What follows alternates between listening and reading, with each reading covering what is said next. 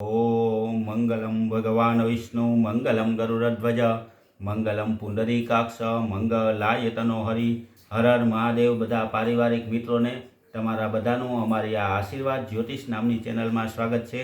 मित्रों, आजना पंचांगनी बात करिए तो आज तारीख 6/7/2025 और रविवार है। आज अषाढ़ सुद 11 है। आज जन्मेला बाळकनी राशि तुला आवे छे। मित्रों, आज 11 ने देवशयनी अथवा तो देवपोठी 11 कहेवामां आवे छे। 11નું महत्व आपણા શાસ્ત્રમાં બહુ મોટું બતાવવામાં આવ્યું છે। આજે મોરાકટ વ્રતનો પ્રારંભ પણ છોકરીઓને આજે એટલે કે આજે મોરાકટનો પ્રારંભ થાય છે। આજથી ચાતુર્માસનો પણ પ્રારંભ થાય છે। ચતુર્માસ એટલે કે સાડા 4 મહિનાના જે કોઈ વ્રત નિયમ અને ઉપવાસ કરવા હોય તેનો આજે 11ના દિવસે શરૂઆત થાય છે। આજે શાસ્ત્રમાં એવું બતાવવામાં આવ્યું છે કે આજે દેવ પોઢી ગયા હોય એટલે કોઈપણ પ્રકારના માંગલિક કાર્ય સાડા 4 મહિના સુધી આપણા કોઈપણ પંચાંગની અંદર મુહૂર્ત આવતું નથી। 11ના દિવસે વિષ્ણુ ભગવાનની પૂજાનો બહુ ઉત્તમ ફળ બતાવવામાં આવ્યું છે। ઘરે વિષ્ણુ ભગવાનની પૂજા કરવામાં આવે અથવા તો વિષ્ણુ સહસ્ત્રનો પાઠ કે જે ભગવાનના 1000 નામ કહેવામાં આવ્યા એનો પાઠ કરવામાં આવે એનું પણ બહુ ઉત્તમ ફળ બતાવવામાં આવ્યું છે।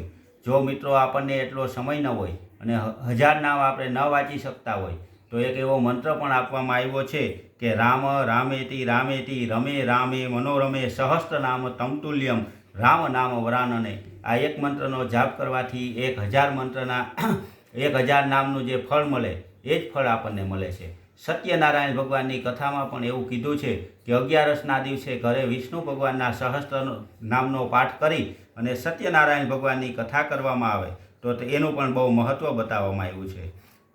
11 એટલે ભગવાન વિષ્ણુ ભગવાનનું પ્રિય કહેવામાં આવે છે અને શક્ય હોય તો 11ના દિવસે માણસો ઉપવાસ કરી અને 11 રહેતા હોય છે।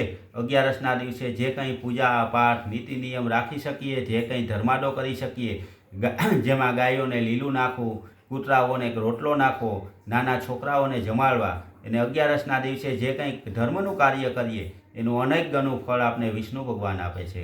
તો મિત્રો, 11ના દિવસે જે કંઈ શક્ય હોય એવું આપણે ધાર્મિક કાર્ય કરીએ એવી બધાને વાત કરી।